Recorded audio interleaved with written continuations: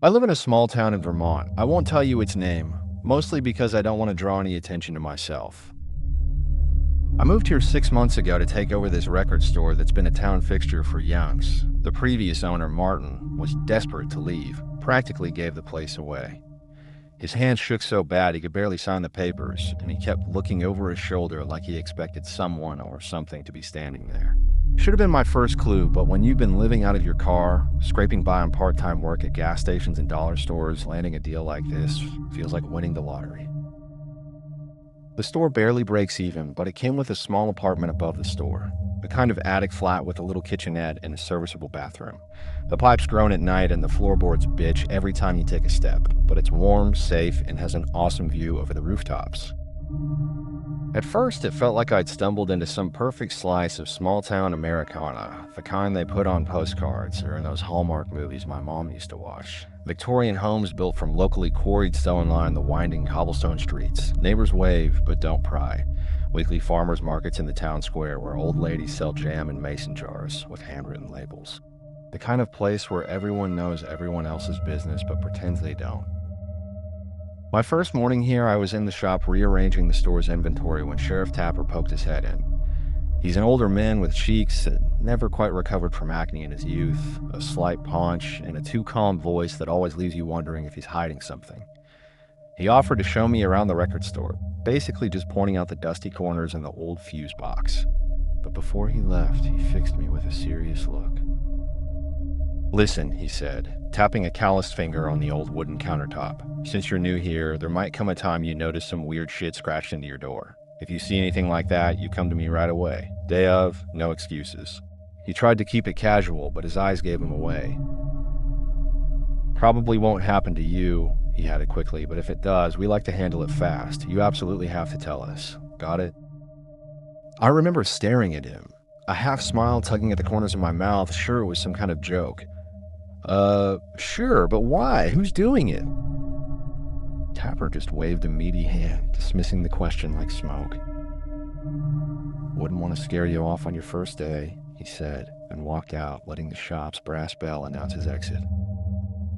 I chalked it up to small-town eccentricities, maybe some local pranksters who like to scratch up doors. But early the next morning, I noticed the sheriff walking the length of Main Street, shining his flashlight on every door, examining them one by one. He did it methodically, like a doctor checking stitches, looking for something very specific. When he caught me watching from my second-floor window, he gave me a curt nod and moved on. He does this every morning, every single one without fail. Rain, shine, or New England blizzard. A couple of months later, I was up before dawn, flipping through dusty vinyl records when I heard a low, rhythmic stomping. Peering through the concert posters plastered on the shop's front windows, Kurt Cobain's dead eyes staring back at me, I saw them marching by. Mothers in thick wool coats, their faces set like stone. Men clutching garden tools and kitchen knives that gleamed dully in the pre-dawn light. Old Mr. Harrison from the hardware store had his Winchester cradled in his arms like a sleeping child. I followed them. I don't know why. Maybe the same morbid curiosity that makes you slow down past a car wreck. They converged on a small blue house near the town square, the kind with gingerbread trim and a wraparound porch. The woman they dragged out was still in her nightgown, her feet bare against the cold cobblestones. She didn't fight back. She just kept shaking her head, tears cutting clean tracks down her dirt-smudged cheeks, begging them to give her more time, and "Don't you see this is all bullshit?" Eventually, her words dissolved into raw screams about how they were all crazy, her fists beating away at anyone who tried to approach. The crowd's response was a wall of sound, accusations about overstaying, warnings about putting us all at risk, demands that she honor the arrangement. I thought about calling the cops, but there were in the crowd too, local badges shining in the golden dawn, uniforms crinkled and unirond like they'd hurried to put them on. 20 minutes later, someone pulled up in a pickup truck already loaded with boxes and suitcases, like they'd packed her belongings before even getting her out of bed. They pretty much dragged her kicking and screaming into the passenger seat, and the truck disappeared down the mountain road that leads out of town. After that, the mob dissolved, and that whole day, I didn't hear another word about it. I didn't sleep that night. I sat in my apartment above the shop, listening to the wind whistle through the gaps in these old windows, and tried to convince myself there was a reasonable explanation. Small towns can be insular, I told myself. Maybe she'd done something to deserve it. The next morning, I took a walk past the blue house, front door still wide open, yesterday's newspaper sitting untouched on the front lawn. That was when I noticed the marks on her door. 2 of them, shaped like crooked eyes, scratched deep into the wood. They looked kind of fresh, the wood around it still pale and raw like exposed bone. I took a picture and reverse image searched the symbol, but came up empty, just page after page of actual eyes staring back at me until I had to close the browser.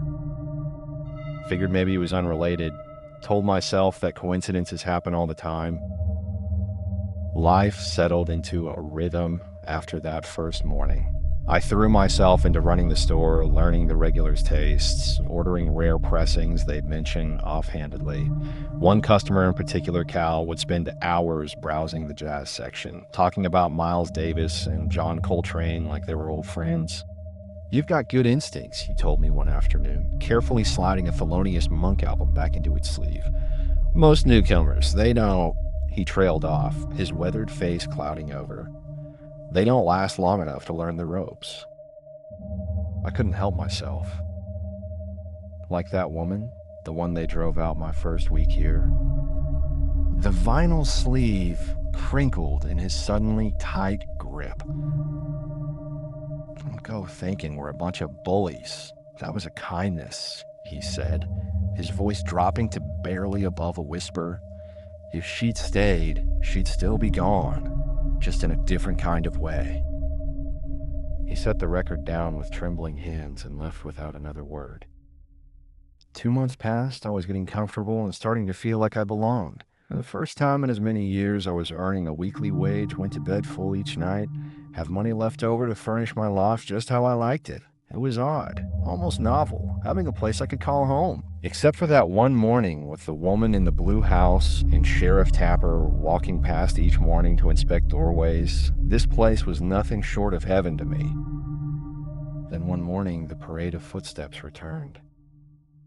This time they came for old Abel, who'd run the bakery for 40 years. Everyone knew Abel. He donated day-old bread to the food bank and remembered every kid's birthday with a free muffin. The scene was different this time. Abel hugged each person in the crowd, tears in his eyes, but a gentle smile on his face. "It's time," he kept saying.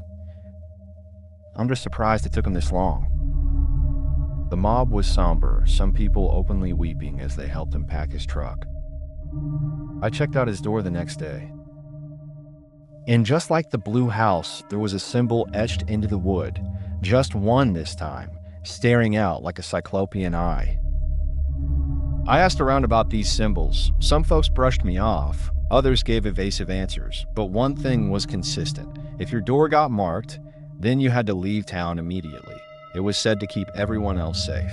There was talk of consequences, of some looming danger no one wanted to describe, like a shadow you catch in your peripheral vision but disappears when you turn to look at it. It became clear the sheriff's morning inspection was his way of catching these scratchings early. He'd warn the inhabitants to leave. Sometimes they went peacefully, like old Abel. Sometimes, when the marked was a newer person in town, they put up a fight. No one ever explained who or what made the marks. The best I could piece together was that after 3 markings, something bad happened. Last night, I was doing the final count of the register when rapid footsteps approached the shop.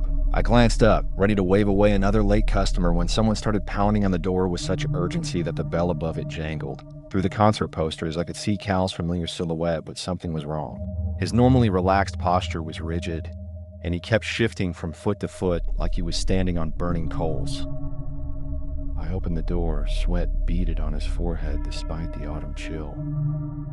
"Listen carefully," he said, the words tumbling out so fast they blurred together like cars in a highway pileup.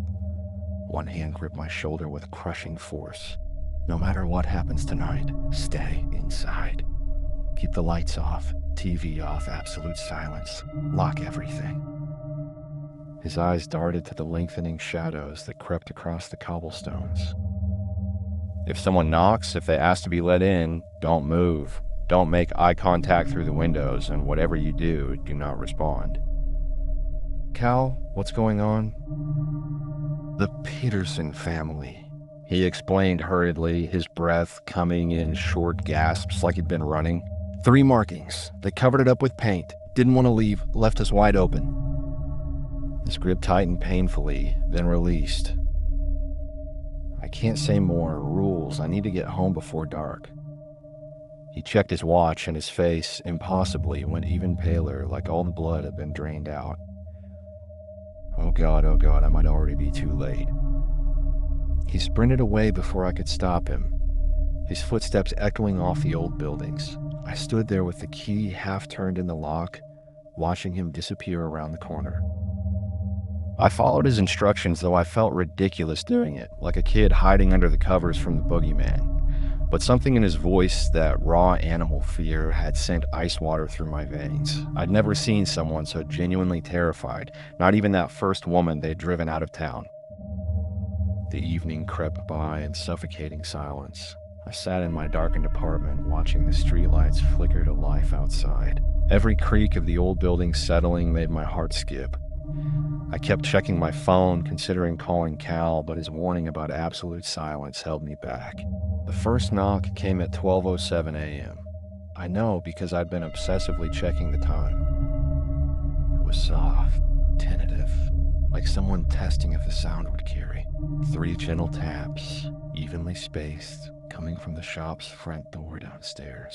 I held my breath, Cal's warning echoing in my mind. For a long moment, nothing. Then it came again, harder this time, a rhythm of desperate needs. And then... Hello? The voice sliced through the darkness, and my blood ran cold. It was Cal's voice, edged with the same fear, but quiet, like he was trying not to get caught. Please, I didn't make it home in time. I've been stuck out here in the dark for hours. I laid there, heart beating in my chest. Then I told myself I was being stupid, that this town was weird and superstitious, and if Cal was in trouble, I couldn't just leave him out there. What kind of person would that make me? Still, I walked quietly, each step careful and measured like I was crossing a frozen lake. I crept to the stairwell, tiptoed through the shadowy vinyl store where album covers seemed to follow my movement. Through the door's frosted glass, I could make out a shadow. It was roughly Cal's height and build. Please, the voice cracked, hitching on a sob that sounded like it was being torn from deep inside. Please let me in. It's so cold out here, so dark. The smart thing would have been to stay silent, but I had to know. If it's really you, I said, my voice barely a whisper, tell me your favorite record in the store. The silence that followed dragged on and on. Then came the response in a voice that was both Cal's and not Cal's. I don't know. Ice crawled up my spine like 1,000 tiny spiders. Leave, I managed to choke out. Now. A pause, then something outside laughed. Didn't he tell you? It whispered, and I heard rather than saw a long fingernail trace its way down my doorframe, not to respond to anyone who came knocking. I stumbled backward, my foot catching on the first stair. The shadow behind the glass seemed to grow, spreading like a stain, darker than the darkness around it. I took the stairs 2 at a time, slamming and locking my apartment door behind me. I dragged my heavy oak dresser in front of it, then huddled in the corner of my bedroom, as far from any windows as I could get. This time, the mob moved with purpose, but their usual grim determination had been replaced by fear. Sheriff Mills was already at the scene, his face the color of chalk as he waved people back. The mob had led me to a house 2 blocks away from my own, the Petersons' place. I recognized it because they'd painted their door recently, a cheery yellow that had seemed out of place in our somber little town. The door was hanging off its hinges now, splinters of wood scattered across the welcome mat like broken teeth. Blood was everywhere. Pooling on the welcome mat where home sweet home was now just home south Waimea, trailing into the darkness beyond the broken door like breadcrumbs leading into a witch's forest. A police constable was scraping at something on the door. Fresh paint, still wet, hastily applied over familiar eye-shaped symbols. There were 3 of them. Must have been covering them up each morning, I overheard Tapper whisper gravely. They didn't have the best life. Reckon they had nowhere to go. Whole family, someone else whispered, drowning out his words. Tried to cover up the scratchings. You can't hide from them. They always know. I found Cal in the crowd, his face gray as weak, old snow. This wouldn't have happened if they just told the truth, he said, shaking his head. If they just followed the rules. Why? I asked, desperate. What is this? I can't say, he attempted a reassuring smile that looked more like a grimace. But you should be safe, so long as you follow the rules. His expression shifted, became sharper, more focused. You didn't hear anything last night, did you? Open the door? Talk to anyone? I hesitated, then shook my head. No, nothing. The lie tasted like copper on my tongue. The bodies were wheeled out in black bags as the sun climbed higher. Back home, I checked the front door to the vinyl shop compulsively. No markings. I exhaled slowly, relief flooding through me. Maybe I could make this work. Sure, the town had its dark secret, but didn't they all? Some towns had corrupt mayors, others had toxic waste dumps, ours just had whatever this was. And hadn't they taken me in when I had nothing? Given me a home, a purpose, a place to belong? As long as you followed the rules, you could survive. People here did it every day. I climbed the stairs to my apartment, rehearsing all the reasons to stay, all the justifications for looking the other way, the mental gymnastics we do to convince ourselves that the monster under our bed is just a shadow, that the scratching at our window is just a tree branch. And I saw it. There, carved into my attic door, a single eye-shaped symbol, the wood around it still fresh and pale. This isn't a door Sheriff Tapper can check. This is a door nobody should have had access to. So now I'm writing this, sitting cross-legged on my bed with my laptop balanced on my knees. I don't have any family left to miss me, and all the friends I've made are from here. They'd be more likely to show up with pitchforks than helping hands if they knew. I don't know what to believe anymore. Part of me thinks it's just town theater, or some madman with a twisted sense of humor. Part of me wonders if it isn't all just superstition turned hysteria. People fulfilling their own dark prophecies. But I just got back from the hardware store with a can of paint. I'm sitting in front of this store and I'm faking I might tempt fate to cover up the mark and see what happens. Because here's the thing about living in your car. It teaches you that sometimes having nothing left to lose is its own kind of freedom. What do you think?